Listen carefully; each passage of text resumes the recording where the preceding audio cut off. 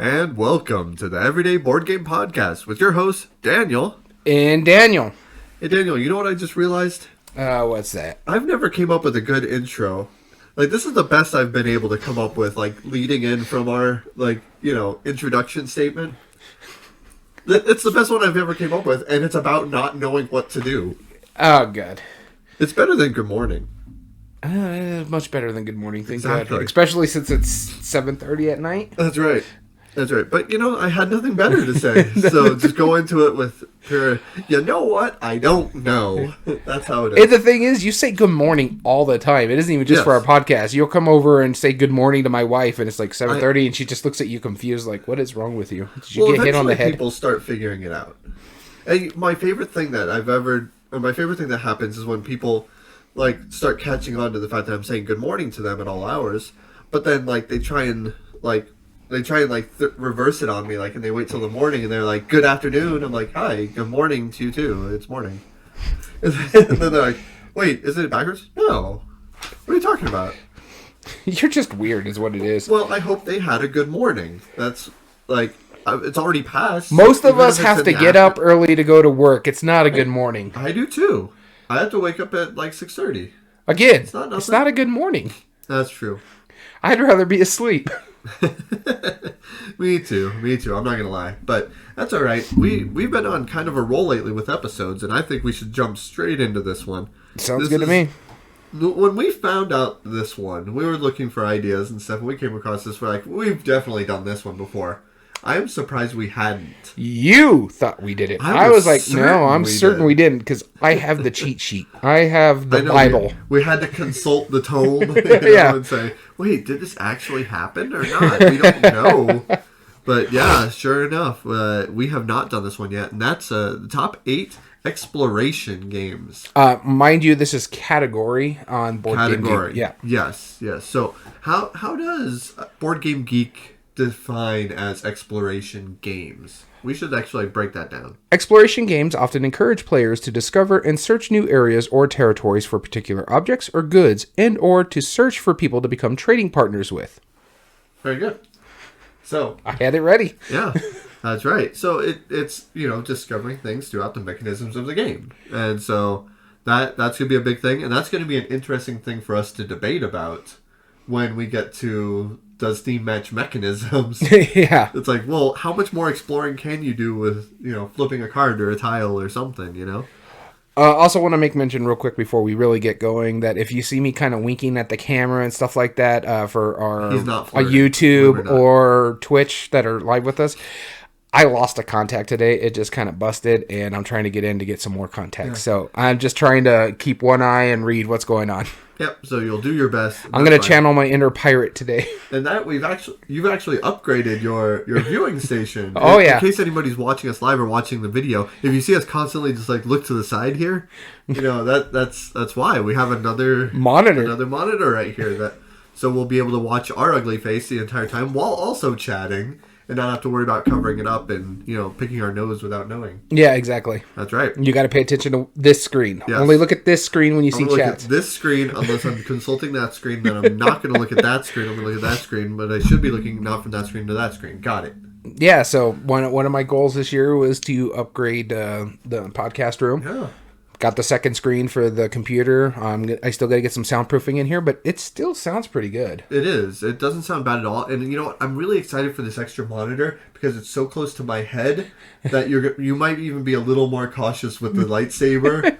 As you violently swing it around, you might also hit the TV. Don't worry about me, but you might hit the monitor. I get a good discount on that. I can buy another. It would be worth it. Oh, man. It never stops, folks. It never stops. I don't know what I was expecting, but apparently not that. Nope. Honestly, this whole setup I just did, and that includes the HDMI, the mounting bracket, and the monitor, cost me less than $200. And that's with the production plan, too. Nice. Not bad. So it's protected if you hit it with a lightsaber. Exactly. No questions asked. You bought it for me. Got it. No questions asked. Sir, this looks awfully like you busted a lightsaber into it. Yeah, he had it coming. Yeah. All right. Well, fair enough. That wasn't a question. That was just a statement of observation. So today we're going to be talking about the top 8 games that were top 8 exploration board games. Yep. Now, just as a quick caveat, I do want to add a clarification. We're not talking RPGs. No. Like, obviously, stuff like D&D would be way more exploratory than this. Oh, yeah. Mind you, again, we've always said this. We get our stuff through Board Game Geek, and it's got to be a board game, not an RPG. You don't really see... They have their own thing. What is it? RPG Geek or something like that? Yeah. Way less popular than Board Game Geek. But, that's what we're going to go with. For whatever reason, yeah. We don't know, but we play board games, and that's what we're here to debate. And so, one of my honorable mentions... Stop trying to look at my paper. I saw that. You were looking down at something. I was trying to figure out what you were looking at. Well, one of my honorable mentions was not in the category of exploration. At least not that I saw. And then I know what it is because we discussed it last week. More than likely, yeah. But it is 100%, I feel, if we're agreeing, it's 100% an exploration game. Because that is like the central mechanism behind it. So I'll get to it when I say it, but if it's not on that list, it should be on that list. So that's what matters. So with that being said, shall we get going? Yeah, 1 sec. I just want to check something. Okay. That was confusing. Uh-huh. We're just taking a quick pause. This will be a slight edit. Yeah, no, okay. That's fine. Okay. But, no, I'm not even going to edit this out. I was just looking at something on the screen over here, and I'm trying to find my mouse cursor. Right. It's always weird when I have 2 screens, because, like, where is the cursor? Jump. Yep. So let's get into it. Before we normally get started, we'd like to talk about honorable mentions. Mm-hmm. So let's talk about the fan honorable mentions first. Okay. And off to looking at the side screen. It's going to take some getting used to it, but I mean, it's real easy for me. It's because it's not much different screen-wise. You literally have to go. That's right. All right, starting with the first one added by Mike. He added, and it's actually our highest vote getter right now, Sleeping Gods. And I could not agree more with this pick. I just really want to play this game. It's just it's hard to get right now, and we're on already a bunch of campaigns as it is, and our mutual friend wants to jump into this. He has it, but we're trying to finish all the other ones we're in. Right, exactly. So, Sleeping Gods, we don't disagree. The next one added by a different Mike is Archipelago. I'm not familiar with this one. Neither am I. Yeah, so I can't really say much about it. I did see it on the list, and I always put the link for where we're getting this on the list, so a lot of people go through it as well. Mm-hmm. Sky added Destinies. Now, I've heard of this one. Haven't played it. Don't know too much about it, but I know some people like it. Yep. Sky also added Star Trek Ascendancy. I heard of it again. I haven't really played many Star Trek games other than Panic. Yeah, absolutely. Sky also added The City of Kings, a game I don't know anything about. Yeah, same here. And finally, Joel added Tainted Grail. Well, it's not finally. Oh, I'm sorry. I was like, why are you saying finally? Yeah. Joel added Tainted Grail. Also, that's one that I've really been wanting to try. Yeah, I've heard really, really good things. It's based off of Arthurian lore, correct? Oh, that's a good question. I don't know. Oh, no, that's what I heard. It's based off Arthurian lore. I believe it. It's just like a darker side of it. I've heard really good things. I haven't played it. Honestly, it's hard to find. Yeah, it is. Sky added several others that haven't really been voted on. Mm-hmm. We got Gloomhaven, Jaws of the Lion. Yeah, which we both agree that is a good exploration game. But the only thing is, Gloomhaven is our official year 1 winner, therefore cannot be in top 8 debates anymore. That's right. So, had it been in there, we probably wouldn't be debating at least the base set. Sky also added Endeavor, Age of Sail. As well as Explorers of the North Sea. Now, I haven't played Endeavor. Neither have I. I've looked at it. It looks fine. I was just watching the Dice Tower Top 100, and I think it was on Z Garcia's Top 100 list. So I'm intrigued by it. I want to look at it. I had a possibility of buying it for cheap because it was on sale on Amazon. I have a gift card there. But I didn't pull the trigger. Yeah, that's fair. Not knowing anything about it makes it easy. You know? Yeah. So those were added by the viewers on the Board Game Revolution group. on Facebook. So, of course, if you always want to add in your ideas, go for it, add it there. But and you can also vote. Any of our live chatters, if you're hearing this right now and you're watching us live, add in your opinion. What do you think is a great exploration game and why? And we'll read it here later on. All right, so you want to get into our honorable mentions? Yeah, let's go for it. You got the Coin of Doom? I sure do.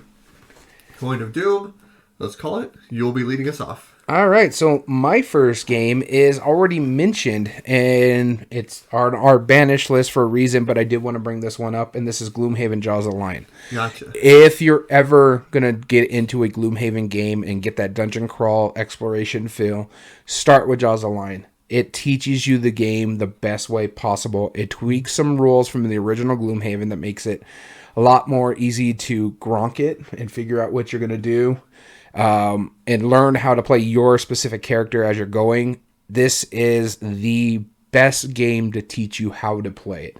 And so, as much as I love Gloomhaven, I'm in mid-campaign, really enjoying it with playing with the wife. Jaws of the Lion has been a pleasant surprise. I knew I was going to like it because I love Gloomhaven. But the way it teaches people how to play the game is something I think more and more of some of these harder games out there that have like a really basically throw the kitchen sink in the game and make it difficult for you to understand everything until you play it a few times. They need these opening scenario stuff to teach you how to play the game. And so that was my first pick, was Gloomhaven Jaws of the Lion. Good deal. My first pick is an oldie but a goodie from Matago Games. Expedition Northwest Passage, which was one of the hardest games to find around for me, myself, because when I first discovered it, it was already out of print, at least, or just going out of print, and then I finally discovered it many, many years later, bought a copy, and I still have yet to play that copy, which is sad enough, but I absolutely love it. Basically, the idea is you are all leading an expedition going from the Northwest Passage, trying to make your land from the east to the west, trying to maneuver through glaciers and ice floats, whatever they're called. But yeah, you're trying to find your passage through it. You have two modes of transportation. You could either go by boat or by sled. And as the season progresses, certain tiles will freeze over, basically. Okay. And those can only be traversed with sled, and your boat can no longer move. So at a certain time, you have to know when to deploy your sled and how many people you should go. Because if it thaws out and they're too far away from your boat, well, then suddenly you're not going to be able to maneuver that unless you've left some people on the boat. It's really interesting on that splitting mechanism where you're basically working out two different games at the same time, trying to figure out what is the most logical and how many people you put on each side. That decision alone is where it comes awesome. Then plus you have tile laying. Then some of the tiles are domino-sized tiles, so you have to really it's really confusing on that. But you have tile laying, you have exploration, you have this cool round marker where it's, freezing water and everything below it. The production's really good. Your abilities are cool. It's awesome. And I'm sad that not enough people talk about it, because I feel like if it was released like now, a lot more people would be talking about it. But because I think it was ahead of its time, honestly, at the time.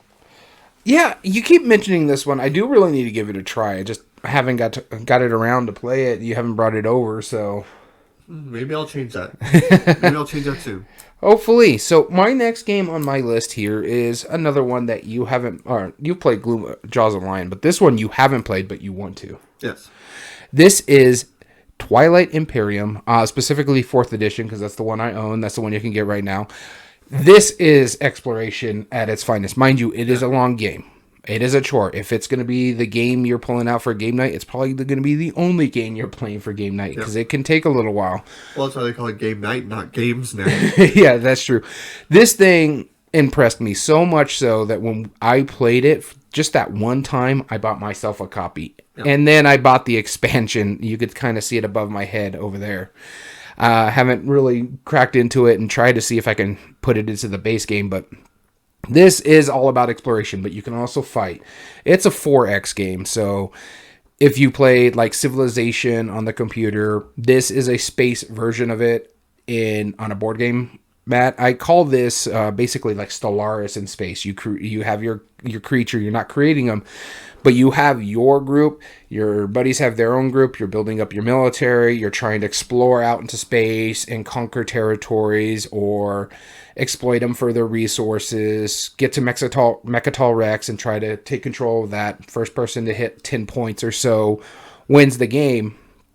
And I really like the mechanism where you're choosing your actions for that round. And so you have a bunch of tiles and you're drafting them and sitting them around. So I'm choosing this and this is what I'm going to do. And so I get to do a top part, but you guys also get to do an action of that same type. But you can't really...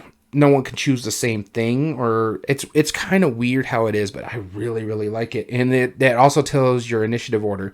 So if you're doing, say, I can't remember exactly what it is, but let's say exploring, so you can go out and see, it has a 4 on it. So, and you're playing a 3-player game, and everybody else picked a 1 and a 3, you're going last that round. Yeah. And so I really dig that. I like the fact that I get to pick my action, but you guys also get sort of something out of it too.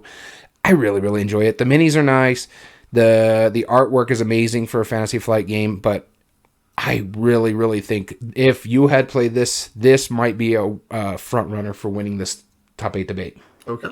Yeah, I can't wait. Maybe Twilight Imperium 4th edition. Play it during our next trip.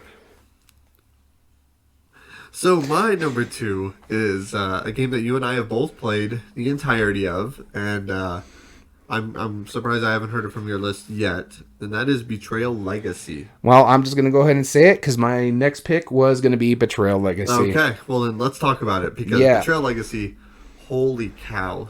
I wish we were debating it, because it's it is my second favorite Legacy. Yeah, I'm trying to figure, like, Legacy-wise...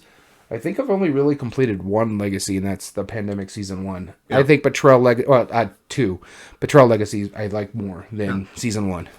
So this is your favorite? Mm-hmm. And in fact, if you listened and you're a fan of the podcast, it was in my top 100 games of all time. Yeah. So I really, really dig this game. I love the going through the tiles. I like the fact that they added a whole nother floor. Yes. You have the outside, you have the basement, the second floor, and... the attic, no? Yes, something like that. There's like a... No, attic, first floor, second floor. Yeah. Or no, basement, first floor, second floor. Yeah, and then also the outside. That's what they added. You were exploring the outside as well, because there are certain things that you can get to. I liked how people can drop in and out. So, like, say somebody doesn't join us, the family just wasn't around during that period, or they didn't have anything what's going on here. I really like that fact, because when you're playing most Legacy games, case in point Pandemic, you want to play with the same group over and over again. This one, it sucks someone drops out, but if they just can't make it for that week, that's fine. Yeah. And I love the memes that we made with this one, the shenanigans that was going on. I had a special weapon that I only got to use once, and then it was stolen from me, and it was a family heirloom. Yeah. Exactly. No, the way the story comes out in this, that's really where Rob Daviau shines. Now we've talking with him before, but we didn't get to his Legacy stuff. But that's really where it all shines, is the fact that what he does with Legacy is he doesn't so much make the mechanism. That's what I think a lot of people went wrong when they were making Legacy games. When other companies are like, oh well, I'm going to make a Legacy version of this game, or I'm going to make a Legacy game. Like, mechanistically, they have all the same things, you know, you might destroy cards, you're unlocking new stuff, there's hidden components, whatever. But what really is different is the fact that Rob Daviau, he's a great storyteller. Yeah, it's the storytelling. That's his thing. Yeah, all of the Pandemics have a great storyline. Betrayal had a phenomenal storyline. Even Machikoro Legacy, which he created. Co-created. He co-created, but he took, a game that is really themeless. And made this ridiculous story to it, which you're going to like when you play it. It's like, and of course it's as serious as Machikoro is, right? But the story that he comes up with is just where he excels. That's the difference between him and most other Legacy creators. Not to put down like Jamie Stegmaier or anything, because I like Charterstone a lot. Mechanistically, it's probably the best Legacy game I've played, because the mechanics are awesome. Yeah. But the story was Well, and it's okay. And then Rise of Queensdale technically is a legacy game, and the story is okay. The mechanisms are great. I love the dice. The dice placement. What they can give you. They can either be a resource or action or whatever. That's not spoilers. That's literally the first game because it's dice getting resources, and it depends on what you roll. So, and what spots are open. You've played games like that before. Yeah. Mechanistically, though, it is amazing. I like what it is. The story is okay right now. Mind you, we've only gotten through like half the stuff. There's not really not much of a story. But I mean, that's what I'm saying is that's where I feel like a lot of people failed, where Rob Daviau really shined. It's putting the story on it. That story, yeah. And so it's not just legacy too. It's when you're thinking about campaigns as well. There's games that have legacy tendencies but are campaigns. Yes. Some of them have decent stories, but they're not great stories. Right. Mechanistically, they're fine. Like Time Stories. We talked about it the other day where it was like, hey, it's got a great story to it, but you've mentioned that the story kind of tailors off after a certain point. Which goes to my number one exploration game. Oh, yeah. No, you're right. I mean, there's a reason it's my number one because mechanistically, the exploration is the game. Well, because I was talking about the story. Time Stories is right up there. But you're right. I mean, like the story is actually pretty decent. What the problem was later on? Yes, the story gets a little weird. Mm-hmm. But there are some scenarios. The story really caters to each scenario, right? Mm-hmm. Depending on the scenario, like there's one that is. Like the dragon one, the fantasy one. You're set in an alternate universe. Like, that's interesting, right? And the story is pretty decent in that one. The Egyptian one, also, the story is pretty cool. But the thing is, where that one falls behind is the main mechanism that they introduce into that expansion. Mm-hmm. It's kind of lacking in comparison. But they've never, ever lost sight of that one main mechanism of you have the landscape of cards. And you're exploring. And you're going to specific spots. And you alone are exploring it, unless someone else is in that same space. But you have to, and you're the one who gets to look. And the thing is, you have to tell the story of what you saw. Yeah, you have to say it in your own point of view. You put the card down. You're not trying to say it verbatim. That's not the point. Yeah, your goal is to go. Okay, well, they told me to do this, and if we provide them with this, they'll take us there. But I don't know. They sound suspicious. Like, well, but should we do it or not? I don't know. Like, do you want to ask them? It's going to take us extra time, but like that's the thing. It's like they seem weird. It's like, all right, well then we'll trust it. We won't do it, or we will, or whatever. That's what makes that game so cool. And the fact that you have to figure out what the problem is in order to solve it. That's 100% exploration. It doesn't get better. No. I don't disagree with you on that. It's funny because I only was picking Time Story because I was talking about how the story. People were talking about how like the story has gotten lower and lower. But that's the thing is like when you're doing campaign style games, you want to tell a story. And sometimes with these exploration games that we're talking about, the stories are important too, but they're not. I don't think. There's one legacy on here. Right. There's one that is scenario based, and the rest of it, you're still telling stories out there. And why don't we? Since we talked about our honorable mentions, why don't we tell the people what games we're debating? That sounds good. Great transition. We're going to be debating our number 1 seed, Lost Ruins of Arnak. And it's going up against our 8 seed, Lost Cities. Battle of the Lost. Mm-hmm. Number 2, Mansions of Madness, 2nd edition. Going up against our number 7 seed, Above and Below. Now, caveat here.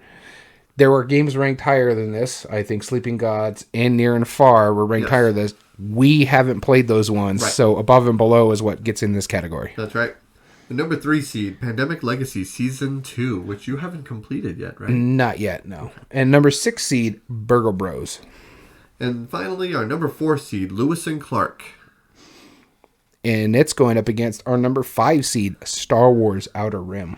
That's right. That's a tough bracket for me. I love both of those games so much. Yep. It's less difficult for me. No, I know. I did like Outer Rim a lot, too. Outer Rim is actually a decent Star Wars, a really good Star Wars game. Yeah, I think out of our entire group, like, and not to jump ahead into the debate, I think out of our entire group, I was the only one that didn't think that this would replace Firefly for me. Well, yeah. Yeah, I still like Firefly quite a bit. They're both long. They're both on. I just think with Outer Rim, I know we're getting ahead of it, but this is also comparing against a different game, Firefly. Yeah. I just think Outer Rim gives more of that flavor than Firefly is, because Firefly, only one of you can be Mal, or you can only have Wash, or something like that. And so if you have Wash on a different ship other than Firefly, it kind of takes you out of it. But you can see a ship full of droids in Star Wars. Yeah. So that's my big gripe about Firefly. Sure, that's fair. I just like what I like about it more is that it feels more rewarding, because it's like, well, in order to like succeed, you have to complete different missions, which are being solid with the different more or less villains, right? Antagonists. And when you become solid with them, that's a gratifying feeling, versus like, oh, now you have a point. Yes and no. You're kind of making the odd. I'm generalizing it. Yeah. But that's just how I felt like when I played it. I was like, wow, I just played this for like an hour and a half and I finally got a point. Like, I don't know. That seemed weird to me. Like, I'm not saying that's exactly how it is. I'm just saying that's how it felt at the time. Which is why it didn't replace it for me. But with that being said, we can go into it. Let's talk about how we actually debate these, and then we will get into our debate. 1 second. I am slacking over here. I didn't even have it pulled up. That's fine. I'll go ahead and speak and cause filler. So the way that this works is we break it down into 5 different criteria. Each of these criteria are scientifically proven, in our opinion, on how we want to break down the games and how we feel like they should break down. The first criteria that we have is ease of play. Ease of play is fairly simple. How easy is the game, how easy is the game to play? Both, like, how are the rules? Is it easy to get to the table? And also, also based on the theme. Is the theme making it easy to get to the table, or also mechanistically? How familiar the different... I'm just watching you convert stuff. How familiar the mechanisms are to get to the table. Those are all different factors. Mm-hmm. Simplicity, familiarity, likelihood to get to the table. But the final one, though, which could be a drawback, is what is the likelihood that it's going to cause analysis paralysis? Like, are you going to be playing it and then somebody's just going to be racking their head over it? That doesn't mean that it's not a simple game per se. Yeah. But like chess, people could read books about chess moves. Getting on a tangent here, we just played Beyond the Sun last week. Yeah. This one led to analysis paralysis. There was a lot of it, even with me, and I don't tend to play that way. I don't have a lot of AP, and this one was like, is this the right move? Should I do this? What is going on? I purposely tried to not ignore or not do it until that final move when we played it, where I was like, okay. Because I have one move left. There's a lot of good choices in this game. There's a lot of great choices in that. And I'm looking forward to debating it later. Yeah. Another time. One of these days when we can finally get it on a top 8 debate. Right. The next one we talk about is replay value. This is about the length of time and scaling well. Does a 2-player game play as well and as quickly as a 4-player game? Yep. Or the length of time itself. Does it feel like you're playing a 3-hour game? Or is it like, oh, wow, it's already been 3 hours? That was kind of us with Beyond the Sun the other day. We were like, this is going to take up most of our game night, but oh my God, this is great. Yeah. As well as the minimum number of plays to get the full experience. So something like Pandemic Legacy Season 0 has an up somewhere around here because it's going to take you more to get that full experience on it. As well as the expandability. Is there an already existing expansion? Up to one possible future expansion. Space Base was the one we always talked about. We saw Volume 1. We were assuming there was going to be a Volume 2. They have recently announced that they are going to do a Volume 2. Or is confirmed by a designer or publisher. This is our Wingspan style, where Jamie Stegmaier and Elizabeth Hargrave has said they're going to make an expansion for every continent out there. And they're intending to. Yeah. The next criteria is meaningful choice. What is the impact on other players' strategies by your gameplay? How does your gameplay impact your long-term strategy throughout the course of the game? Mm-hmm. And also, what is the likelihood that you will be making arbitrary choices throughout the game? Do they make an impact on the gameplay? And perfect example, you could either have completely arbitrary choices or non-arbitrary choices. Like for example, if I have a hand of cards and everything is just really good, well, that's still an arbitrary choice. Versus, oh, none of this is good at all. Yep. It's kind of the same thing. Deck builder don't really give you a lot of deck building games. Don't give you a lot of those kind of choices because you got to play your entire hand. Sometimes they're good, sometimes they're bad. And you didn't really have a choice in the matter, though. Yeah, you get your choice. You play it. Yeah. Next up is game immersion. Does the game fit the category best or the theme matching the mechanism? This one is more for us is like which one makes you feel like you are exploring, whether it's going through the cards or finding resources, that sort of stuff, as well as player interaction. This includes table talk or role playing if you're having a great time getting into the character you're playing as, or in a case of a push your luck game, you're egging on your opponents, as well as the memorable moments. What are those things that are going to make you stand up and scream and shout and have a great time doing it and just get into your memories? That's right. And finally, art and production. Art, which we've never disagreed on before. Of course, it's entirely subjective, but sometimes it's very clear. Pieces and components, which ones has better quality of components that lead to the good gameplay. But we also will take into things like inserts into consideration, depending on. Yeah. Because if it has a bad insert, I probably don't want to take it off my shelf. Yeah. And then graphic design, which is a big one. Is it icon heavy? Is it a wall of text? Or is it even colorblind friendly? Like, a lot of those factors really matter into the expedition and, get what I did there? Exploration. Into the immersion of the game itself. Nothing's more detrimental to the immersion than going, wow, I'm a wizard trying to... Hold on, I got to read this paragraph. Yeah, exactly. Yeah, nothing's worse than that. And as always, whenever we cannot agree on anything, and this is why it's important that you vote on the poll, you are the tiebreaker. We always put a poll on the Board Game Revolution community group on Facebook. So go out there, join that group, and vote on these polls. That's right. So, after you're done voting on polls, you can join in on our debate. So we're going to jump straight into it. We're going to talk about round number 1, Lost Ruins of Arnak versus Lost Cities. I'm not sure why we're going to debate this, but we will. We have the Coin of Doom. Oh, let's pull how we actually got this list. Once again, just to clarify, we went on Board Game Geek, found the top list, and pulled out the 8 games that are highest ranked that Daniel and I have both played because we want to give them each equal chance. Yeah. So with that being said, we always flip our Coin of Doom. I will be leading off first. And I'm pulling from the Cup of Doom, and you get Lost Ruins of Arnak. Okay, so this should be a pretty easy on my benefit. I'm not saying that the exploration is necessarily hard in this, or that brought out, but the game itself. I mean, I know you like this significantly better than Lost Cities. Yeah. And I like Lost Cities a lot, but it's not an exploration game. It's a math game. It's more of a math game. The only thing I would say to it, that in a weird way, it's almost thematic in Lost Cities. Now, hear me out. Is that you only get a penalty for the expeditions you attempt to go on. Meaning that any expedition that you lead, you get a minus 20 to your score. So, for example, if I only lay down 3 cards, and I have the 8, the 9, and the 10, I have 27 points there.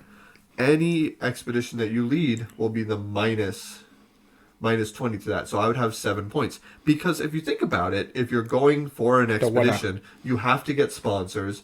And the people who fund the expedition, they're going to expect payment in return. And that's the minus 20 that you go on. If you choose not to go for any expedition, you don't get any penalty.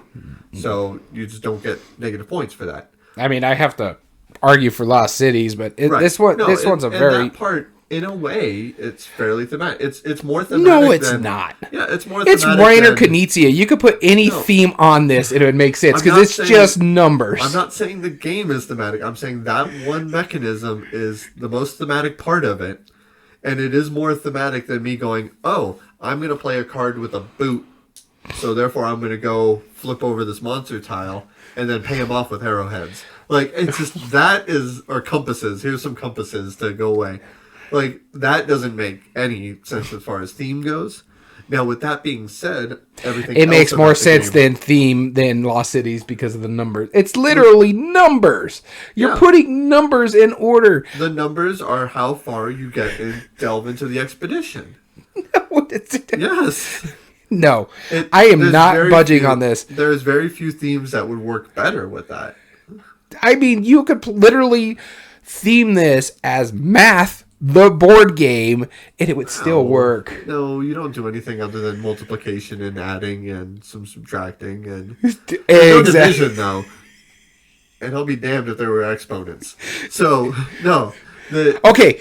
But for elementary math, the board game. No, we teach more than that in elementary. But Lost Ruins, though, regardless, there's more theme to it overall. Because you do. I will say this: Lost Cities is easier to play than Lost Ruins. Lost Cities is easier to play. You're right, but also, I mean, the meaningful choices are there. It's not an arbitrary game. You have I'll give you that. Really strong choice.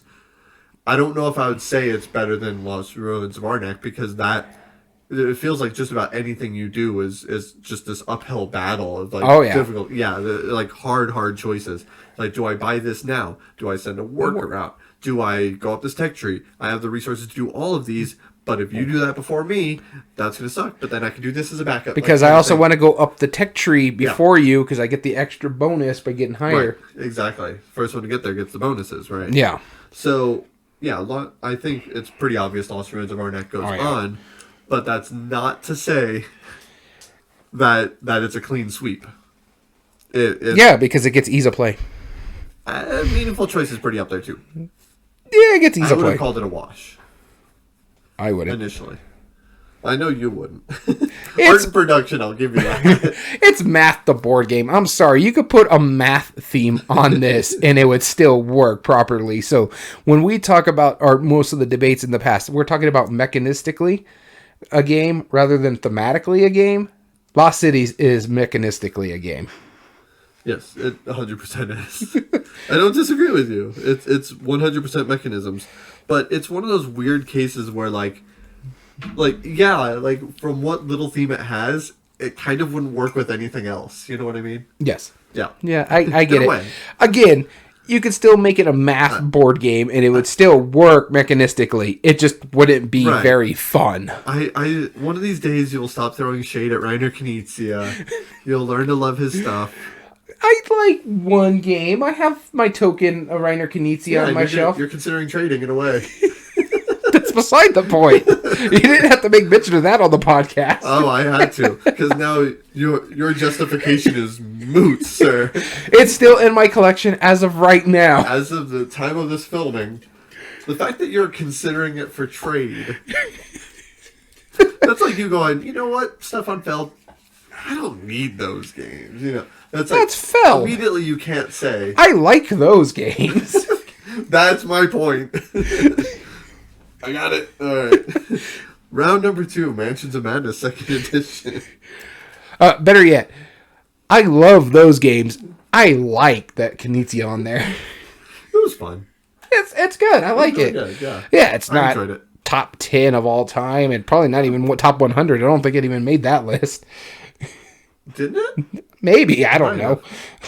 I don't remember. That good of 100 list. Oh. Anyway. It was filmed like 5 months ago. That list has probably changed today. Probably. So, Mansions of Madness, 2nd edition versus... Above and Below. You're starting it off? Sounds and you get Mansions of Madness. Okay. I have my luck cut out for me today. I know. You're getting the easy ones. I'm not going to put down Above and Below because I do quite like it. That's really probably my favorite Ryan Lockett game. That we've played so far. That I've played. Yeah. But... yeah, I mean, Mansions of Madness, you have 3 actions on your turn. You either fight something, interact with something, or explore. That's 1/3 of the game is exploring. And not only just that, when you go into the different rooms, that brings up a whole plethora of different options based on the scenario that you're playing. The fact that, since it's all app-driven, and those tiles are revealed to you as you make that choice, is pretty much quintessential exploration. I don't know any better way to say it. It's just better. Art and production, it's better. The minis are great, with the exception of the base and the tiles. I'll give you that. But the rest of the game, awesome. The app, great. Story, awesome. Super immersive. It doesn't get much better than that. So, Mansions of Madness should move on. So I have an argument against, you were talking about how the minis are nice and stuff like that. Yes. I have an argument against that.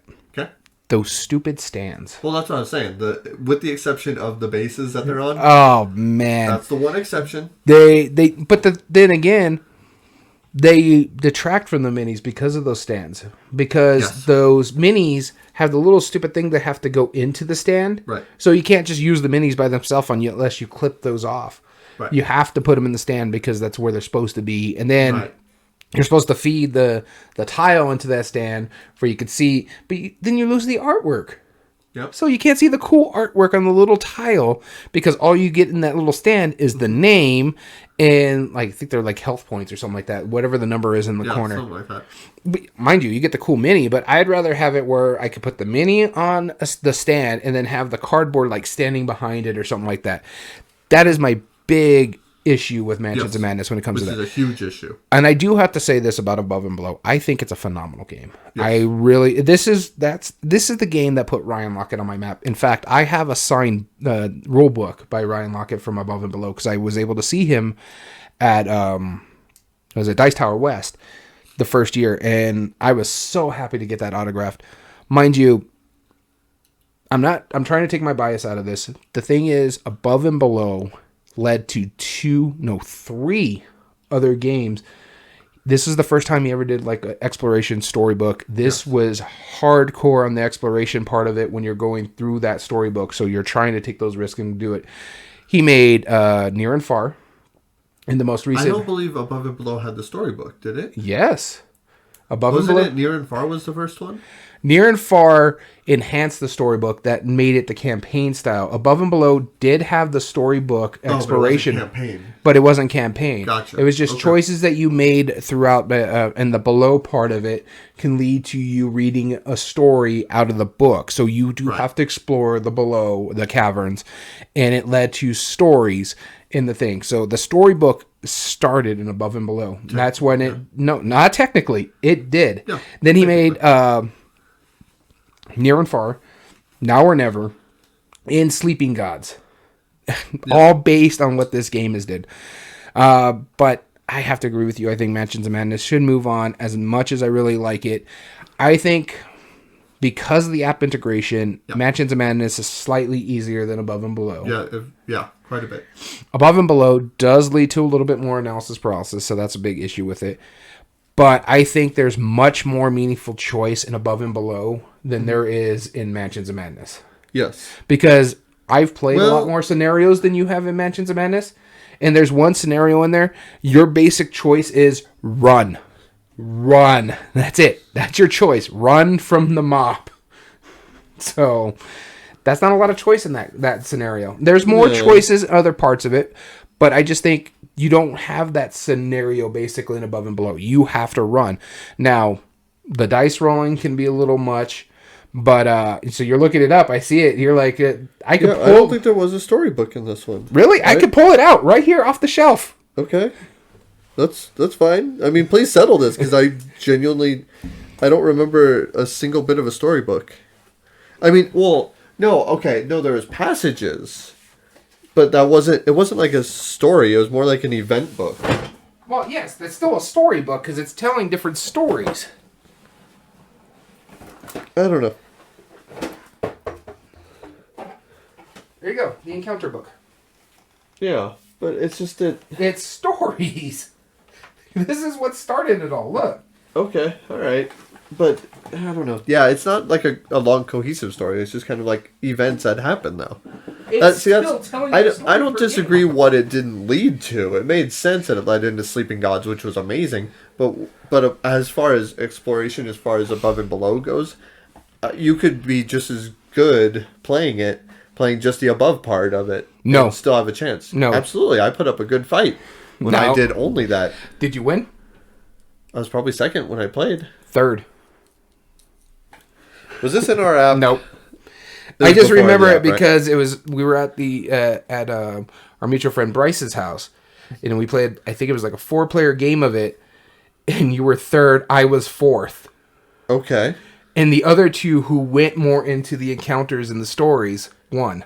Did you go into the stories at all? I went a little bit, yeah. A little bit? Because I remember I didn't go at all. And I did better than you, so therefore your argument's flawed. No, I mean, we're agreeing for the same thing, but it's just that, I don't... As far as story element, I'm excited to try his other stuff. Oh, yeah. I feel like he would have... But I'm not talking about just exploring. That's or just storytelling. That's exploring right there. You have to explore to get to the encounters. Right. That's the storybook. Right, but they're arbitrary. Like, they're random as far as what comes up. Like, in every game, you might be able to play technically the same thing, whereas the scenarios are different in Mansions of Madness based on the scenario you pick. Yeah, it's one cohesive storyline. It's not just random events that happen. It's not one cohesive storyline. Yeah, it is. Each scenario is its own storyline. Well, yes, but they're not all... What I'm saying, though, is that you're not taking every list of events and just shuffling up a deck and then going, okay, what event am I getting now in Mansions of Madness? Oh, I found the Tome of Forbidden Annoyance, Yeah. Uh-huh. But don't make me get the lightsaber. But are you seeing what I'm trying to say? No! Well, you're saying that's not stories? No, they're small events. That I don't consider that a story. Because one part of that story does not affect any other part of the story. We're in agreement that Mansions of Madness is moving on. Please, we're going to take a quick break while I beat him. Alright, Mansions of Madness moves on. Going on to our number 3 round. I better say this quick. We have Pandemic Legacy Season 2 versus Burgle Bros. I never thought I would say that in my life. We already know which one's moving on. Yes. Yes. But one of us will argue for Burgle Bros. At least. Alright, let's go. Who's going to be arguing? You'll be leading us off. Please tell me you got Burgle Bros. Yep. No, that only makes sense because I have done the entirety of Season 2 and you have not. Yeah, well, no, I don't need to do the entirety of Season 2. The basic knowledge of what this game is. When it comes to Season 2... Right. There's more explanation than any of the other pandemics. Yes. Yes and no on that part. Burgle Bros, you do have to explore... Okay. Whatever building you're in, it depends on the scenario. Sometimes it's like a bank, or other times it's like a security office or something like that. It just depends on the scenario playing. You have to explore it. You have to find the stairs because you have to get all the way up to the 3rd floor, get all your items, and escape. Okay. That's cool on concept. Yes. Now, I don't want to hate. I gotta argue Burgle Bros, but it's not one of my favorite games. In fact, out of the Flower games or Fowler, whatever his name is, it's probably my least favorite of the ones I've played. I've played paperback, hardback, in Burgle Bros. Okay. I prefer hardback. Paperback's fine. Oh, is it the same company that made paperback and hardback? Yeah. Okay. It's the same company. And Burgle Bros, it's nice. It's relatively cheap. It's a really good, inexpensive game, but the way you have to build the map annoys me. Yeah. Because you have to build 3 stories, and a lot of people are like, oh, we'll just 3D print this, and we'll do the 3 stories. But then it's my same argument against Colt Express. I got sausage fingers. I can't be digging into those little areas and moving my character certain ways. It's good production for what it's cost, though you basically have just little wood blocks that you can get in Catan, and that's your walls. Nice tiles. It comes in the same, like if you ever seen hardback or paperback, Barnes & Nobles has a copy of hardback. The entire game is in that too, so it doesn't even sit properly in the box. Yeah. But it's a decent enough co-op. I understand why some people like it. It's just not something, it's not easier to play than Pandemic Legacy Season 2. There are some new concepts in Season 2 that are a little tricky, especially if all you've played is Pandemic or Pandemic Season 1, because Pandemic Season 1 literally is Pandemic just with a story on it. Yeah. And Season 2 does something different. Replay value, well, it's not going to win there, even though there was a second game in the group. Meaningful choices, I can't give that to Burgle Bros either. Game immersion, another one I can't really give to it. I think this is going to be a clean sweep. Yeah, I agree with you. I was about to say that. There's nothing that I can argue for Burgle Bros that Pandemic didn't do better. Yeah. And that's even the base set of Pandemic, much less, comparing it to the base set, I would have given Burgle Bros more theme. But not a legacy. No way. No. And especially not season 2, because that had a massive theme on it. Yeah, and I'm barely going into, I think it's March.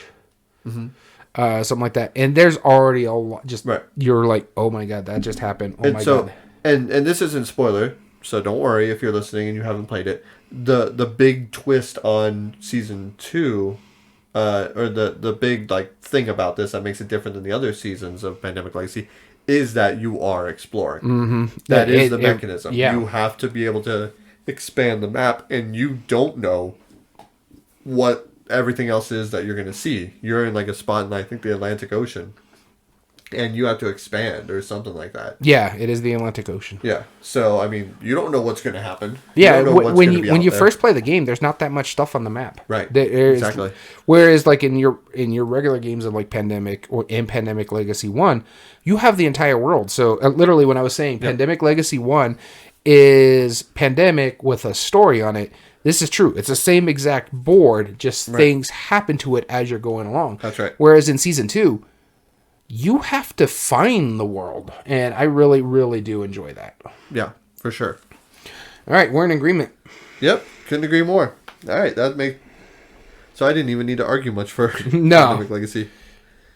All right, Pandemic Legacy Season 2 moves on.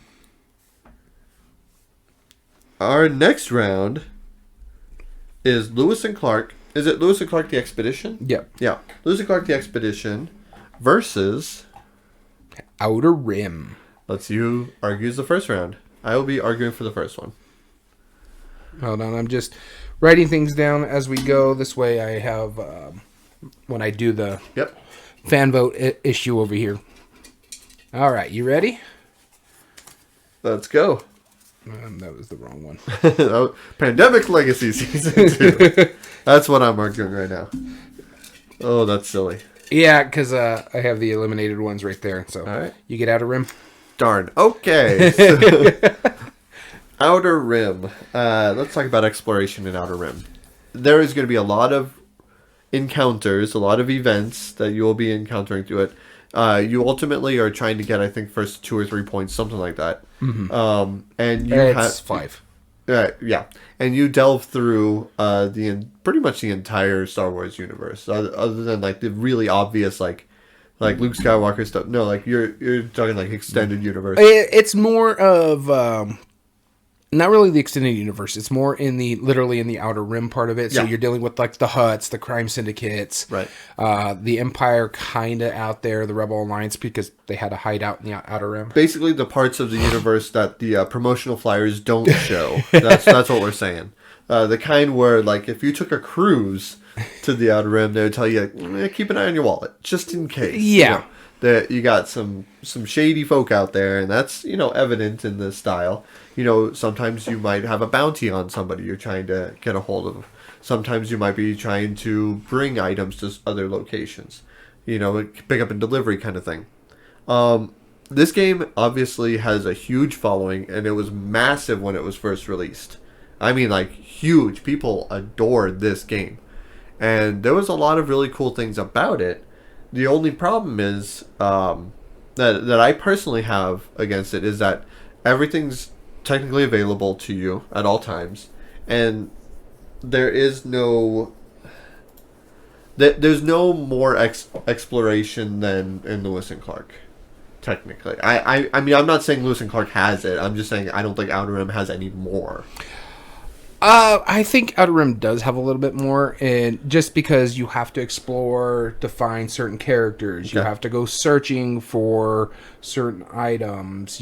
Just because Lewis and Clark, you go get some worker placement, play some cards, move further up along the line. There's not really a lot of exploration in that. Right. There's nothing you can discover that isn't already apparently obvious. On the board. Yeah.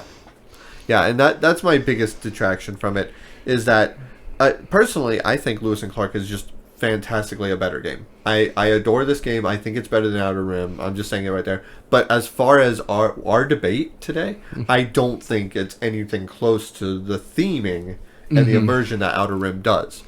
I play Lewis and Clark, and I'm like, I think, man, that was really cool. Like some of the mechanisms I did and the combos I made, not, I am so glad I explored. Yeah. Like, I don't feel like Lewis and Clark when we're talking about game immersion, Outer Rim gives you more into Hands the down. game immersion. Yeah. I have to argue Lewis and Clark, and the thing is, like I said, this one hurts me the most. I love and adore both of these games. Yes. To the point where when we're talking about memorable moments, one of our favorite things about Lewis and Clark, the Expedition, we were playing this game on Board Game Arena with a friend and teaching him. Yep. And he literally went all the way back to New Orleans. Well, because that's the thing you could do. You might backtrack on the river to I forget why you would backtrack, or like you lose points after a certain way. Yeah, because you didn't use all your resources properly or something like that. And so when you go to sleep at night, you have to go backwards. And he literally went all the way down to Louisiana, and we're calling it New Orleans because it was like right at the coast. Mm-hmm. We're close to the first set of mountains. You and me are chugging along. We're like, all right, we're having a good time. And next thing you know, it looks like he bought a speedboat or something, and he's just flooring it past us. Yeah. Ends up winning the game while you and me were barely into like the last of the mountains. Right. Yeah. We made it through that mountain ridge, and he flew over them. Yeah. It was amazing. Yeah, it was great. And so that leads into the memorable moments, but I've had just as many memorable moments on Outer Rim. I do have to mention a story on Outer Rim that is still talked about in our group chat with our friends. We were playing this game. It was me, my wife, and our couple friends, and I'll mention them before, Angel Maria. Okay.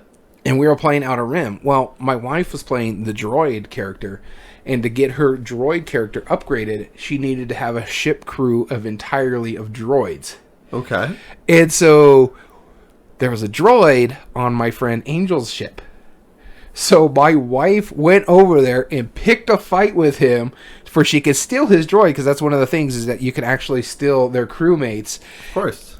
Defeated him, stole his crewmate, ran away while he was having to figure out how to get back up. And then because of that, something came up. The Empire went and saw with him, and he was sided with the Rebel Alliance, so they picked a fight with him. So he's like, this sucks, because his dice rolling sucked. And this, again, going to the arbitrary choices part of it, you're doing the dice roll. But it just is hilarious to the point where they still get on each other's case when we're playing board games, because like Angel will do something to go block my wife from an area. Sure. And she's like, this is because I stole your droid, isn't it? It's just like a meme now with us. And that's what's the beauty about these board games is there's those little nuggets. Moments. Yeah. And so I have two wonderful memorable moments with both of these games. And so this is tough for me, so I'm going to go through the criteria for myself. Okay. Which is easier to play? I do feel like we should break this down. Yeah. Which is easy? Once I find the criteria, Jesus. Okay, what is easier to play? Okay. That's tough, because neither of them are necessarily easy. And I do remember there is some wiggle room. Like, initially, worker placement is inherently very simple now. You know, I mean, most people can figure out, put a piece down, take the action. Yeah, exactly. That's not bad. But then the card play makes it a little different, because you could either do that or play cards. And since each of your characters do very different things, that adds some arbitrary, or not arbitrary, but that adds some depth to your choices. Yeah. So, ease of play, I'm not sure. But Outer Rim, it does have, I will give it the fact that it's probably going to get to the table more likely. Because of the Star Wars, yeah. Yes, I give it that. No, I was seriously going to I think it's way more analysis paralysis. I was going to agree with you on that, too. Yeah. So, my question is, because honestly, with Outer Rim, it's you move somewhere, you make a choice, you either fight something or roll some dice, right, which is the simpler mechanism. Versus that or worker placement and card play? Yeah.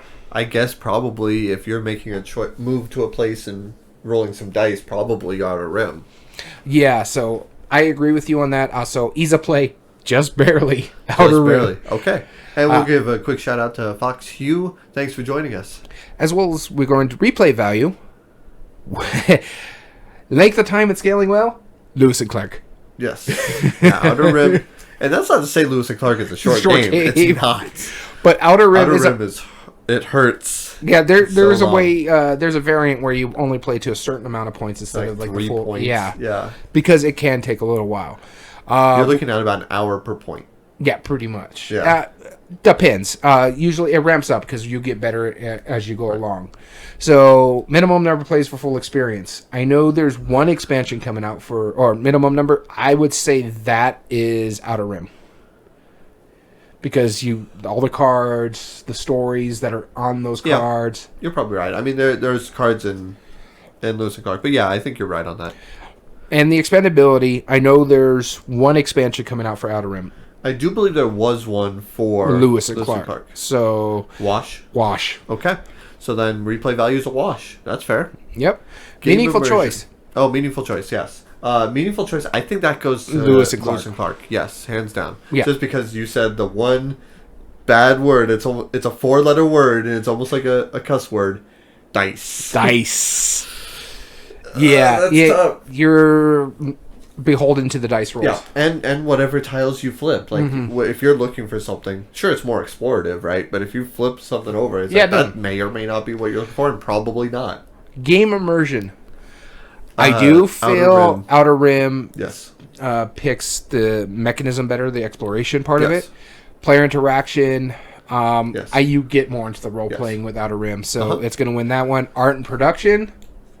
Vintage you trade art. Yes, vintage you trade art.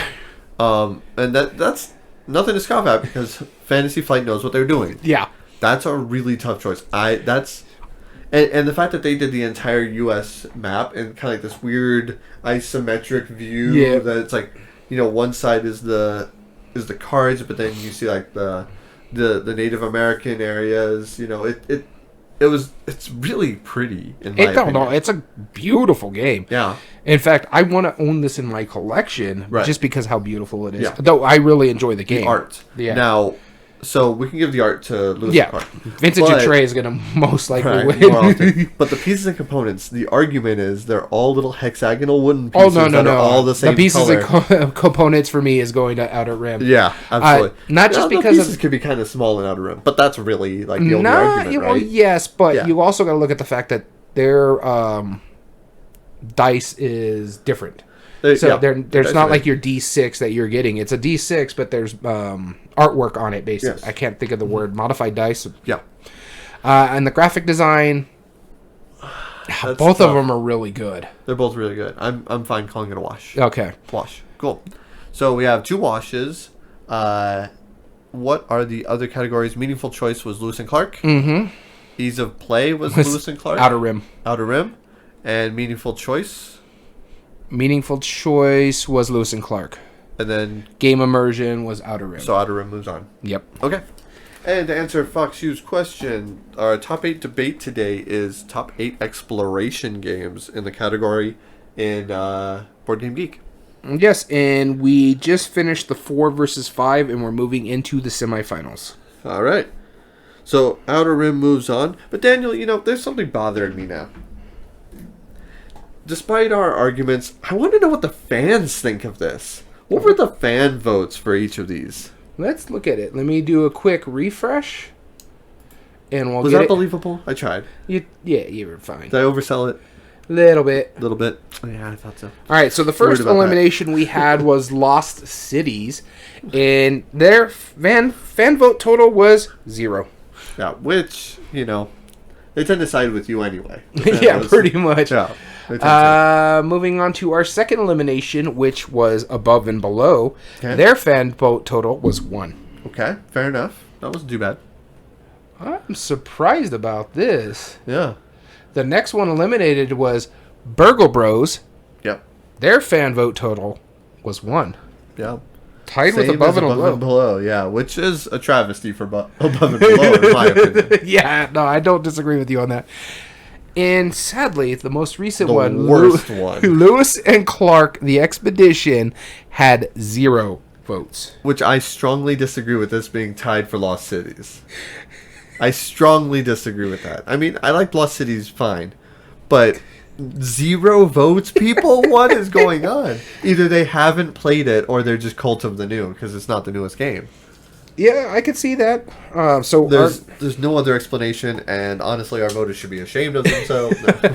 Lewis and Clark is a lovely game. Yeah, please. Lovely give it a try. art. It's on BoardGameArena.com. Go to try the it. point. I know a lot of people have talked about is they say the dice game is better than the board game. I highly disagree. Yep. I think the board game is beautiful. Yeah, I think the board game is awesome. Yeah. I think it's really good. I have a great time playing it every time I've played it. Right. It is simply one of the most elegant designs out there. Yeah, and it's great because every time I look through my collection of games and I'm looking at things to call, I just skip right past that one because that's not going nowhere. The dice game can leave. Maybe. I don't know. Maybe one of these years. I still quite like it, but... Yeah, I didn't like it that much. Yeah, and I know that. Yeah, it's not the best. I think if I started with the dice game and then went to the board game, yeah, the dice game would still have a little more nostalgia, but I went from the board game to the dice game and I'd be like, this is not better. I don't know why people are saying this is better. All right, so now going into our semifinals today, we have Lost Ruins of Arnak versus Outer Rim. I'm shocked Outer Rim went past Lewis and Clark. Yep. Hey, we took our bias out of it. And that's what our goal is. Well, I mean, I do. No, I'm just kidding. I'll be leading this argument. You get Lost Ruins. Lost Ruins. Okay. Yeah, I do like this one better between the two. And it's definitely more of a... It makes more sense as far as Expedition goes. Because think about just the title alone. The Lost Ruins, Arnak, right? In Outer Rim, there's some exploration, but really that exploration is really you're trying to find like the characters, like the ones who have bounties on them. You're trying to find certain things to bring to people, and that is explorative. I'm not saying it's not, but this, I mean, they are the Lost Ruins. You are trying to find said Lost Ruins. But my question is, it's no different than trying to find your bounty. It just you're equating Lost Ruin expeditions more so than space exploration and finding your bounty. Right. But they're both very very similar. Yeah, they are. I don't disagree with that. What I like about Lost Ruins of Arnak is because one, it's a heavy Euro game, and I do like that. I tend to like that more over pick up and deliver. Even though I do like pick up and deliver quite a bit. I like pick up and deliver. Yeah. Surprisingly, I do. That seems to be one of those mechanisms that a lot of Euro fanatics don't like as much. I think that's why we dig Horrified so much, because at its core, it's just a pick up and deliver game. It absolutely is. Yeah, it absolutely is. And so, but Lost Ruins of Arnak, what it really excels in is that you are going to the different locations, and sometimes you have to like go through monsters just to do it. And anybody can defeat the monster, then it just becomes available. And I like how that expands the worker placement spots of the different locations you can go to by one person clearing it out for everybody. It's kind of like you are an expedition leader. Like I imagine like the big giant guy like Indiana Jones like with a machete chopping down vines and stuff, and I just walk past. I'm sorry. I just glad you did the right thing. Yeah. No, I just got a picture because it just popped a TV show that I used to watch called Top Gear. And they're like exploring the rainforest, and it's like he's chopping. Top Gear is the car racing one, right? In a sense, but they're exploring the rainforest in jeeps, and there's a scene where he's cutting down the forest with machetes and stuff like that, and they're like acting like they've gotten very far. And then one guy's like, "I lost my phone. Where is it at?" And he's like, "I think you left it on the log by the beach." So he goes to the beach. Where did you say it was? It's like they only went like 100 feet. They get shouted to each other. That's funny. That is really so good. It just made me think about it when you're talking about like chopping through the forest with machetes. Right. Well, I like the idea. It's like one person does all the hard work, and sure, you're going to get a benefit for defeating the monster, but that doesn't mean I can't go there. Like, you've cleared the path for me now. Yeah, no. I like that. The worker placement is really cool. The deck building, deck building tends to lead to arbitrary choices, but in this it doesn't. It doesn't. They're also worth points. You can gain benefits from it.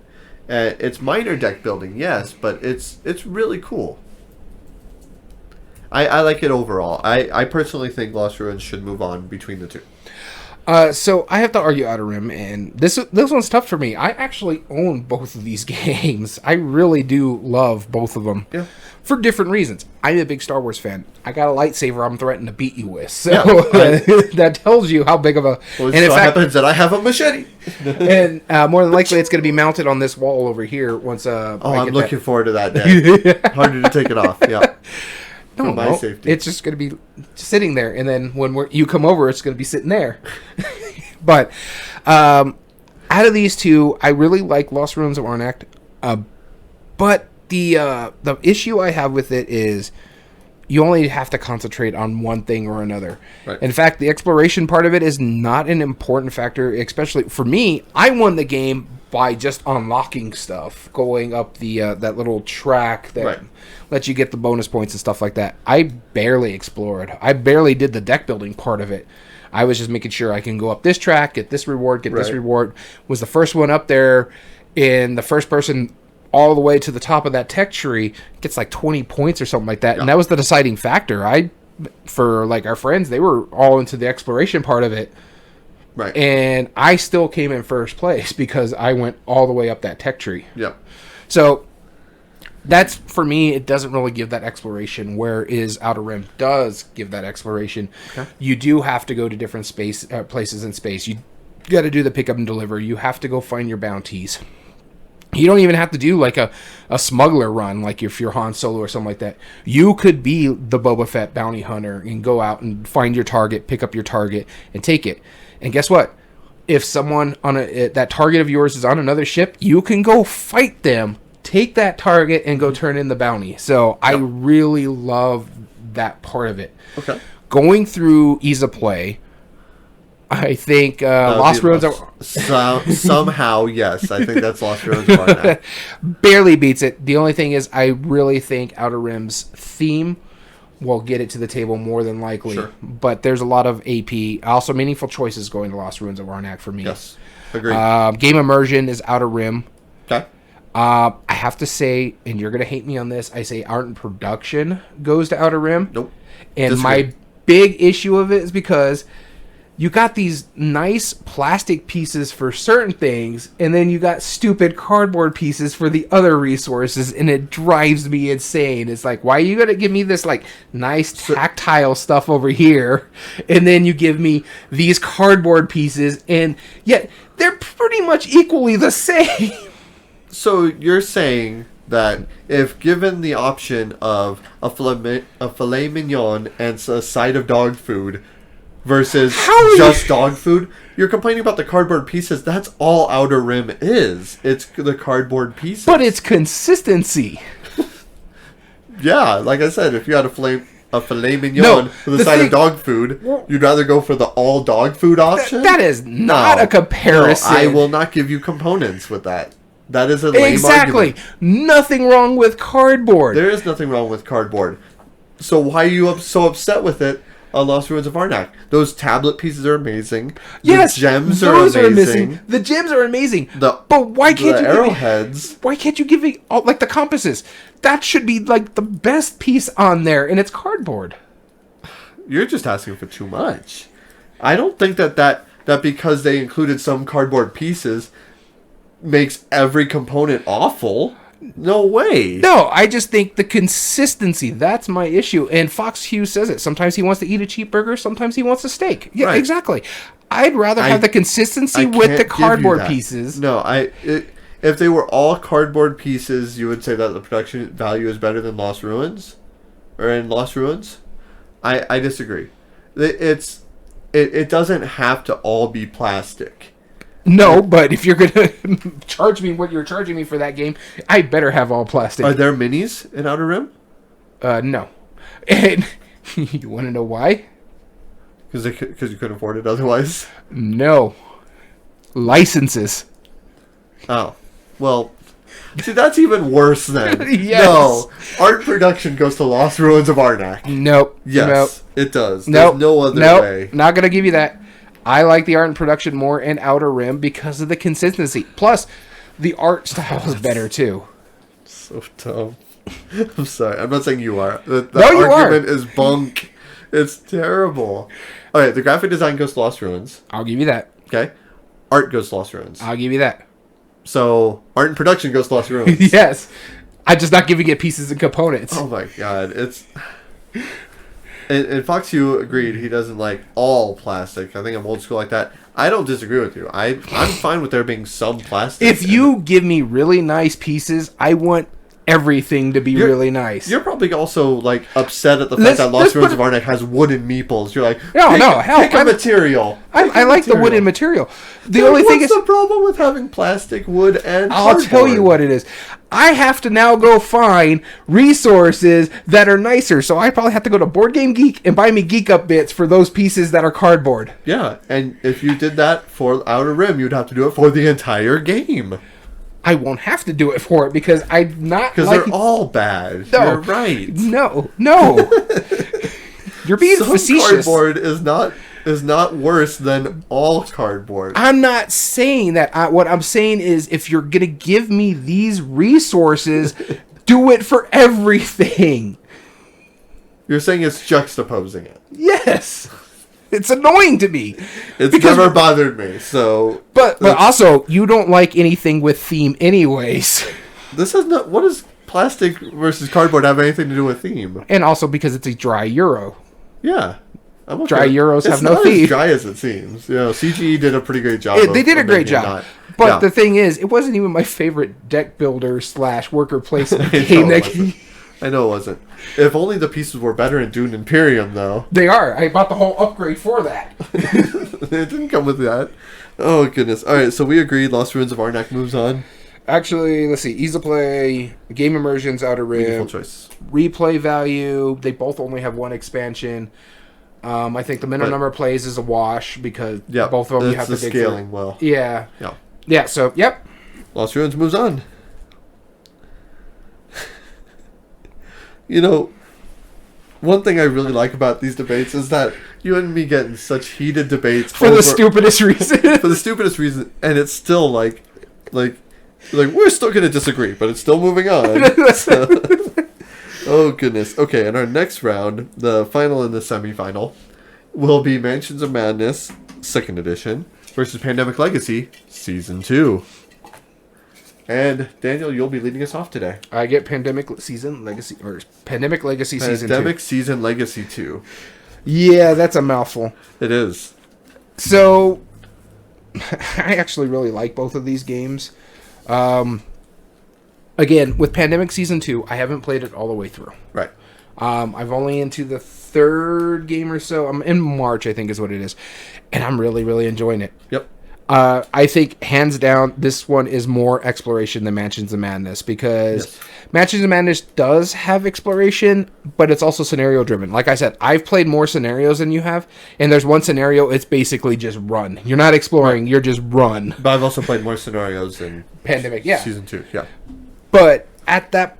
So if we're flexing our scenario basis here, I guess... It's a wash? Alright, so for me, I think art and production goes to Mansions of Madness, hand down. Pandemic Legacy is not really going to beat it on that part, except for the freaking bits. Wait, you're only on March? Yeah, I'm you haven't seen... Oh. Yeah, it's still... Honestly, you're not going to be... You're just going to have to trust me that Pandemic Legacy Season 2 beats it in production. No. You're just going to have to No, I'm not going to. Until you're basing it off of something you haven't seen yet, and you don't know. Yep, I've seen Season 1, so I know how their production value is. So you can make noises and try to spoil it for me all you want. I'm not spoiling nothing. The fact of the matter is, those minis are amazing. The rest of the stuff isn't that great, and then Fantasy Flight's artwork is great design too. Again, their art is phenomenal. Their minis are great. The app is great. It works really well. We're going with the graphic design, the app integration, art and production. Yeah, I give that to. Pandemic is so much easier to play. Yes. Well, no, it is though because no, you have like 4 or 5 actions you could choose from, whereas I could tell you, Madness, you only have 3. I remember the first time all of us played Mansions of Madness, and Pandemic is easier to pick up because both of us were like, okay, we could do this. What? Can we do that? No. Okay. It took us a while just to play through the first scenario because we were still trying to learn all the iconography and stuff like that. The first time I played Pandemic, vanilla, basic Pandemic, I picked it up really quick because it's basically you do 4 actions, bad things happen, moving to the next round. And Pandemic Legacy Season 2 does the exact same thing. The actions are just slightly different. So, I just think it's much easier to play. I still think Mansions is, and that's just because the core actions you could take, you take like, 2 actions on your turn. And the core actions that you take are either move, which sometimes will reveal that, fight, which is really simple, just roll some dice, or interact with whatever it is that you need to interact with. Yeah, it's technically 3 options. Like I'm not.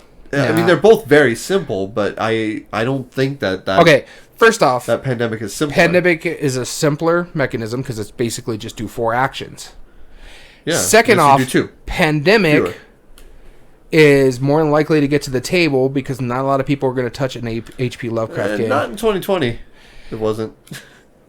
We're still on the tail end of it. I mean, the theme, I don't disagree with H.P. Lovecraft. I'm just saying, a lot of people have been not very happy about the theme of Pandemic prior to 2020 was the changing point to that. Everybody loved the game until that point. I don't know. I still like the game. The only reason I don't play Pandemic all that much is because of Season 1. Right. Because that was a lot. Yeah, it was. But I seriously think Ease of Play goes to Pandemic Legacy. I'm not budging from that because the simplicity and familiarity with the mechanism, it's so much easier. You do your stuff, you move on to the bad things. Next turn. Matches of Madness, there's a lot more intricacies in it than you're saying. You pick your 3 actions. And then we're going into... What are those? Explain to me. The puzzles that you have to do. If you interact, you still have to do the puzzle on the app. As well as you got to make sure you are checking what your lore is or wisdom is when you're doing skills checks as well. When you're interacting, you have to do skill checks. Right. But that's looking at a number.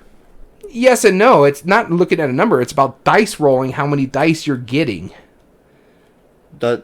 How is dice rolling more complicated than straight up strategy? I mean, you can argue this point. No, I want you haven't clarified it to me yet. You haven't said anything that actually says this is more complicated. Everything you're like, oh, it's really complicated to look at a number and roll that many dice. Yes, but that's not complicated. That's looking at a number and rolling that many dice. Yes, but when you're talking about it, you're just doing one thing. You're either moving somewhere. You're doing 4 actions. One basically is move. Right. One is producing. Right. One is exploring. Mm-hmm. Another action is playing cards. Right. Whereas you have a lot of intricacies on each of your actions in Matches of Madness as someone who's played quite a bit of it. Which are... Again, I don't want to get into spoilers for one thing. Also, the Matches of Madness, the basic functionality is you either move or click interact, which will tell you how to interact. I'm not going to get into this argument again. We're calling it a wash. If you don't want to budge, and I don't want to budge. So we'll call it a wash. That's fair. I'm okay with that. Replay value. Yeah. Both have a minimum number of plays to get the full experience. I think that's a wash. I'm willing to call it a wash because I think you have to play more minimum scenarios for Pandemic Legacy Season 2, but you also can't play it after. Yeah. So the other thing is you're scenario based on Matches of Madness. Now it can expand the expandability on that because all you have to do is make speeches, scenarios for Mansions of Madness. However, Pandemic Legacy wins length of time hands down because Mansions of Madness. Mansions can be the first brutal. time we played it was 2.5 hours. Yeah. And that's like the easiest scenario. I'll give you that. So we got another wash. Okay. Because literally length of time goes to Matches of Madness, expandability goes to Matches of Madness, length of time goes to Pandemic, minimum number of plays is a wash. Yep. Okay. Another wash. Fair enough. Meaningful choice, Pandemic. Check. Okay. We can agree on that one. Game immersion. Pandemic. I have to agree with you. They're both really immersive. The only one I get for Mansions of Madness is player interaction. Yeah. Because you get more into the role you're playing as. Like I said, there's one scenario where it's basically just run. You feel the anxiety when the mob's coming after you. Yep. Memorable moments. So we're saying Mansions of Madness on this one? Or no, Game Immersion Pandemic. Yeah, that's right. Yep. Art and production, Mansions of Madness. No, The art is better in Mansions of Madness. Yes. The pieces and components are better in Mansions of Madness. They're not, because we've already discussed the bases. There is no fundamental flaw in Pandemic Legacy Season 2. There is no component flaws in it at all. That is a flaw. That is every podcast, every reviewer, everyone says that. That function is, that makes you choose between graphic design with a cool mini or a cool tile. Graphic design. I have to give this to Mansions of Madness because of how well that app integration is. That app integration is a smart design for the board game. It takes a lot of the minutia. But that's not graphic design, though. In a sense, it is, because we're talking about like the overall design of the game and how everything interacts. No, the graphics. That's then the graphics are amazing in Mansions of Madness. Iconography, text. Yeah, the puzzles are in the app. Yeah. Okay. Art and production. Yeah. Okay. Yeah.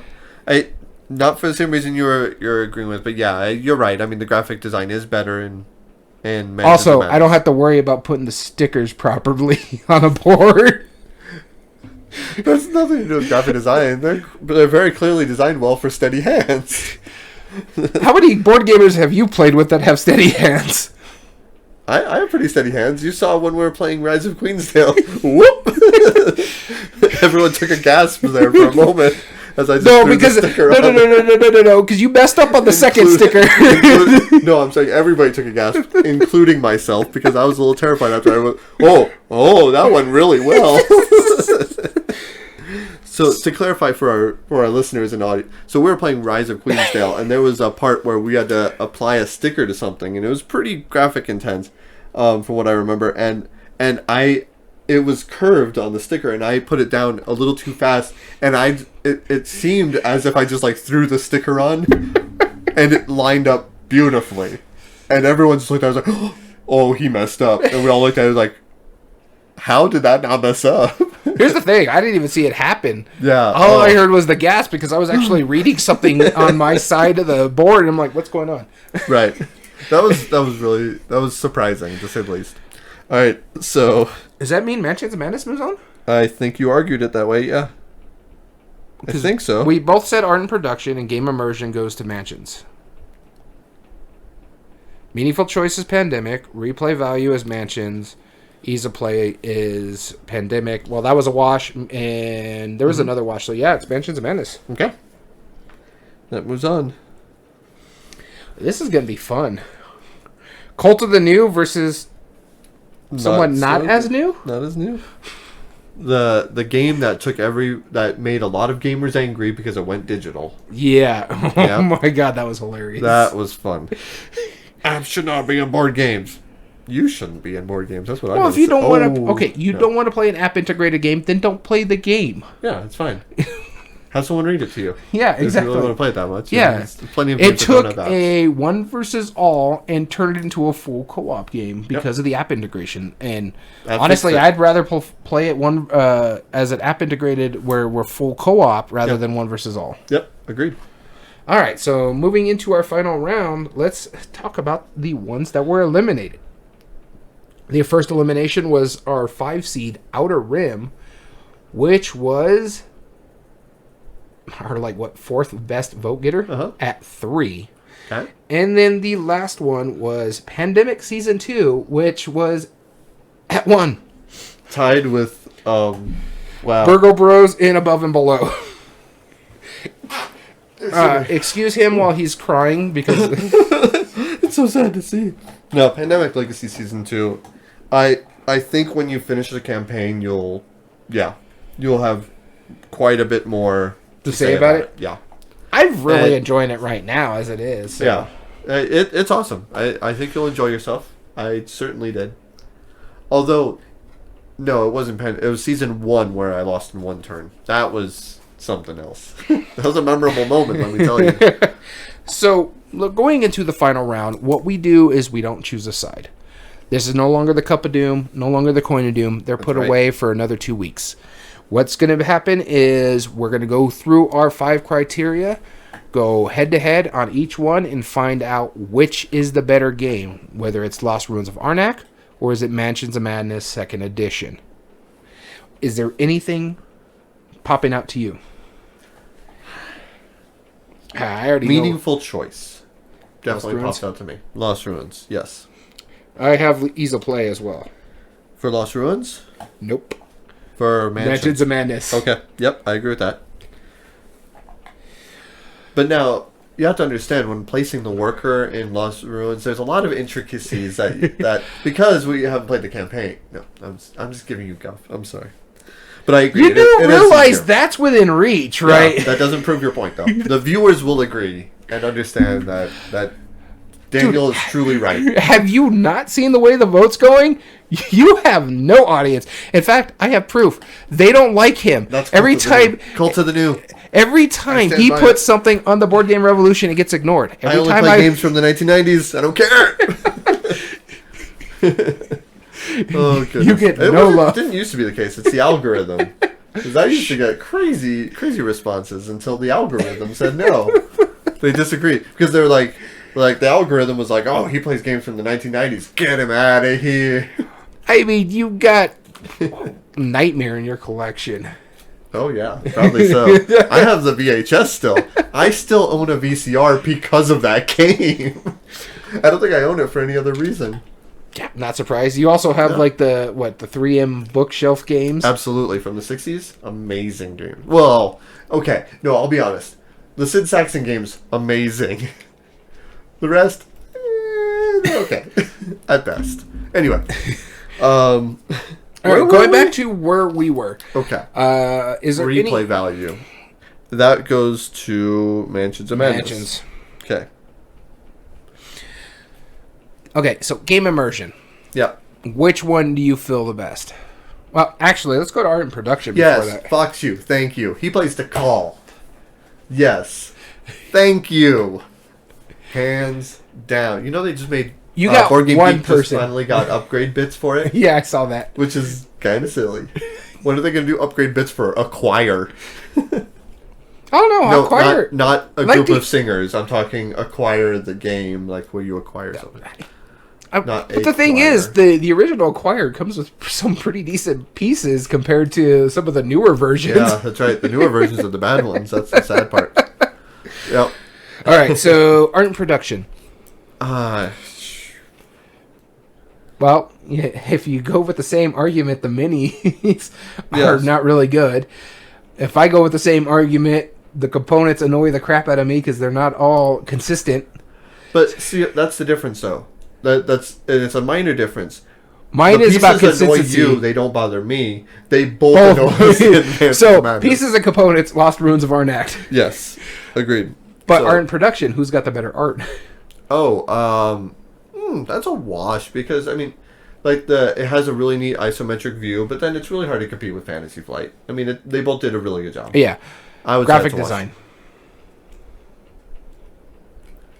I don't. For me, it's pretty much a wash on there. They're both really well done. There's a lot of icons on Lost Ruins, but the thing is, every icon has a piece. Just about. Yeah. No, actually. No, there's about 15 different icons there's the different levels. Yeah. There is using the foot, the boat, all those. It's super icon heavy. And I remember one part, and forgive me if I'm wrong, but isn't there something about Lost Ruins of Arnak that is not colorblind friendly at all? Oh yeah. There's a few things where it references pieces by color only, and it's in the red and green because it's CGE, and for some reason the European countries do not want to do anything about colorblind friendly games because honestly I can't think of one. Yeah. Like, Ravensburger's gotten better. Yep, sure have. But Alea sucks. Well, Alea, yeah, they got better. No, they haven't. They had to reprint Carpe Diem 3 times to get it right. That was their turning point. They finally got that right. They started figuring out, oh, people need this. All right, so we are saying art production goes to Mansions of Madness? Or no, it's a wash. It'd be a wash. Yep. All right, so let's... So, it goes to the fan vote. No, we still got to do game immersion. Game immersion. Okay, so I put that down incorrectly then. Game immersion. Oh, yeah, that's Mansions of Madness. Yep. Yep, okay. Fair enough. Which means... squeaking it out by a hair despite its fundamental flaws of some pieces being plastic and some being cardboard. Mansions of Madness still moves on. Mansions of Madness 2nd edition. But Daniel, how many votes did Lost Ruins of Arnak get? 6. 6. Wow. How about Mansions of Madness 2nd edition? 9. 9. So if it went to fan vote, it would have still moved on. So that's right. So congratulations to Fantasy Flight Games and Mansions of Madness 2nd edition for being our best game about exploration, which I'm not upset about. No. Well, I'm surprised at this one. Yes. I didn't think this was the one that was going to do it, but I could have sworn it would be Lost Cities. Oh, hell no. Or Burgle Bros or something like that. Honestly, I thought because both of us dig Lost Cities or Lost Ruins of Arnak, I thought it was my pick to win. Yeah. I didn't think Mansions of Madness would have been in there. It probably would have been my maybe number 3 to end up winning it. But surprisingly, my one that I knew was not going to win was Lost Cities, and that got eliminated right away. You know, unfortunately, I think Mansions of Madness is in my bottom half. Really? Yeah, because Lewis and Clark is my favorite out of all these. Yeah. Pandemic Legacy Season 2 is next. Probably Lost Ruins of Arnak, then Lost Cities. Outer Rim's probably my favorite out of all of these. Yeah. Mansions of Madness up there, but I think it's Outer Rim, Lost Ruins of Arnak, Pandemic Season 2, and then Mansions of Madness. Or, something like, Lewis and Clark. God, I keep forgetting that one. No, Lewis and Clark's number 3. Yeah. Outer Rim, number 1. Lost Ruins of Arnak, 2. Lewis and Clark, 3. Yeah. What's number 4 for you? Probably Mansions of Madness. Yeah. Just because I'm not far enough in Pandemic, really, to see where it's going to fall. That's probably sitting at my 5. It's going to jump up for you. But surprisingly, I would play Burgle Bros before I play Lost Cities. Gasp! I had no idea, Daniel. Viewers of the podcast are all outraged by how surprising of an announcement that is. And once again, he's being facetious. That's right. How could you tell? Because you're a jerk. How dare you, sir? And with that being said, Mansions of Madness, once again, our best exploration game. Very good. So, Azul would have been a much nicer production if the tiles, like, the round coaster tiles were plastic also. If nothing else for consistent, anyway, we want to thank you so much for listening in. If you ever want to join in on our live chat like Fox Hugh and potentially see some live violence at some time before the end of the year, then go and watch us live because we'll probably have to legally edit it out or turn it into the police afterwards. Join us at twitch.tv/everydayboardgames and please subscribe there. It does this really good thing and you get notified when we film live. As well as you can find all video re-uploads on YouTube at Everyday Board Games 2020. And if you like what we do there is 3 things you can do to help us grow on the platform. Subscribe if you're not. Like the video, and comment down below and tell us your thoughts on the subject. As well as all audio versions can be found on most podcast platforms under Everyday Board Games Podcast. This includes Spotify, Google, Amazon Music, and Podbean. And of course, if you ever come up with an idea for an episode, or just want to reach out and say hi, or join in on anything that we have planned for the future, maybe even contests. Oh god, I got my shield. Okay, please email us at everydayboardgames2020@gmail.com. As well as you can get in contact with us at our on our Twitter account at EBG Podcast. So we want to thank you for tuning in. As always, I've been your host, Daniel. And I've been your host, Daniel. And we want to thank you for listening to Everyday Board Games. And remember, every day's a good day for board games. Ah!